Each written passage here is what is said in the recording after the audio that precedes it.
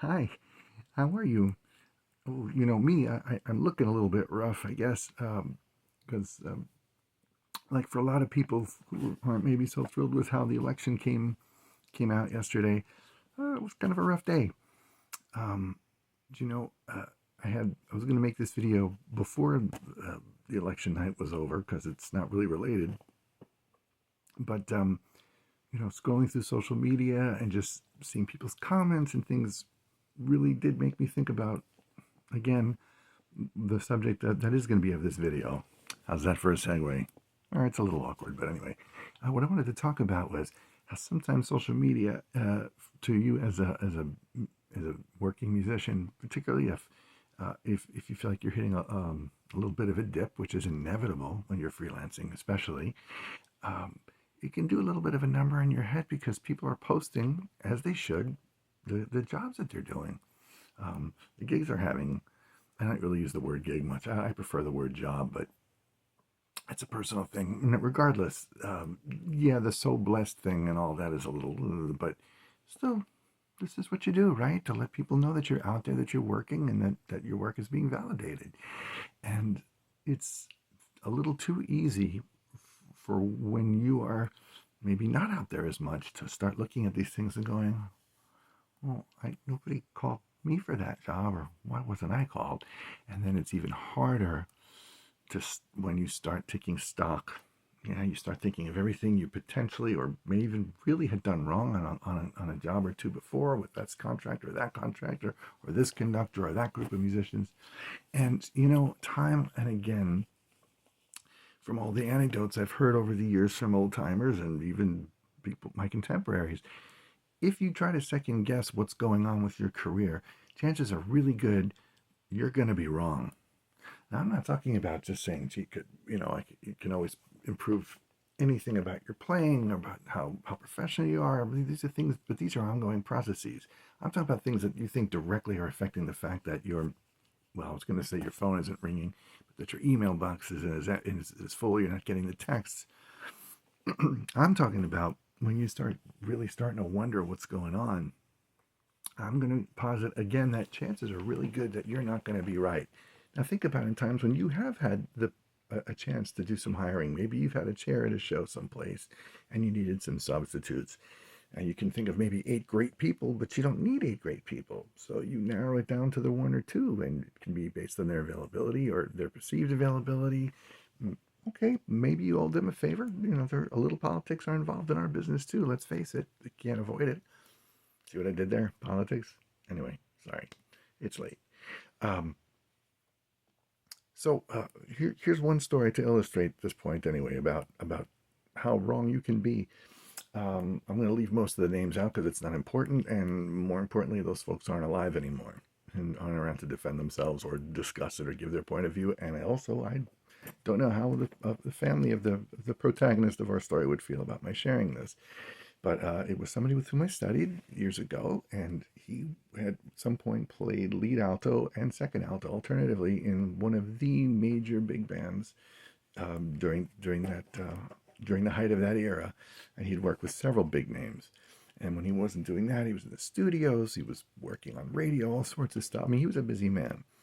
And when this very prominent band for which he had been playing lead alto at this point broke up, we didn't know if he didn't know if it was going to be temporarily or not. He was called to play for, I wouldn't say a third-rate outfit. It was still it was a perfectly good band, but it was more of a novelty, and they had a radio program that kind of emphasized the novelty, and there might have been a game show aspect to it. I'm not really sure how to describe it without naming it.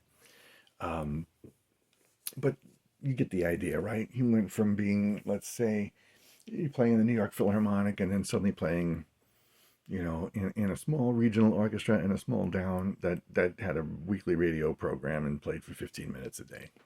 Uh, this kind of scenario doesn't exist anymore, but all right, let's use a tired old sports metaphor. Major leagues and then playing on a AAA farm team. All right. So, and 2 weeks into this AAA farm team, he gets his pink slip. Has no idea why. Feels like his playing is fine.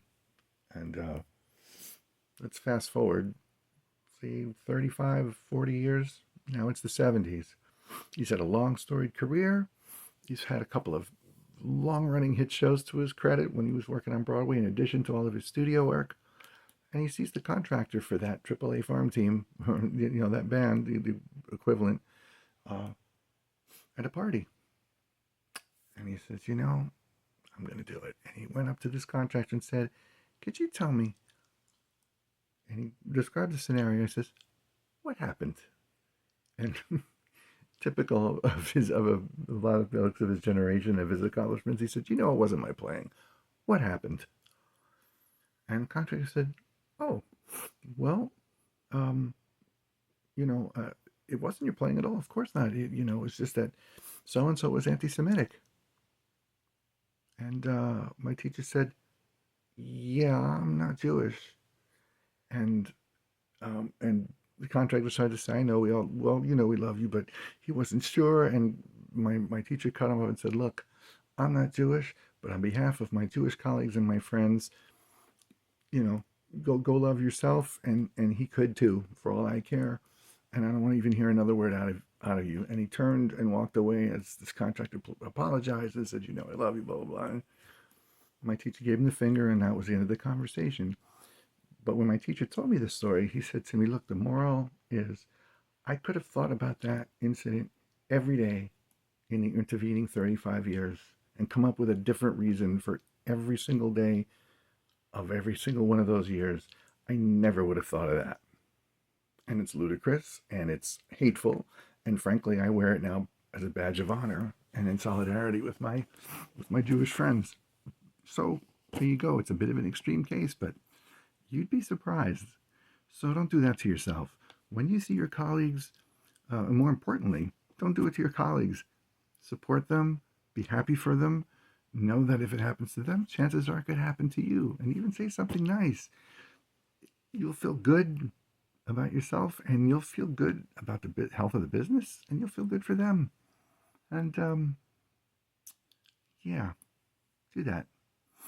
We haven't, especially nowadays, we could use all the love we can, and we really just have each other. And I know it's business, and I know we all need to work, and we need to do what we need to do to support ourselves. And if you're lucky, your family, if you're lucky enough to have one, I should say.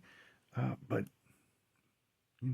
keep smiling, as my friend Mark likes to say, and keep doing your thing, keep practicing, and I wish you all the best, and I'll be rooting for you. And by the way, I'm always here. So if you need to talk about any of this or anything, or you want to discuss anything aspect of woodwind doubling or music business, or you want to talk sports, I can't do that as well, but I do like to. Drop me a DM and we'll set up a time and we can talk face to face. Okay. Have a good night. Stay safe and stay sane. Take good care of yourselves and each other.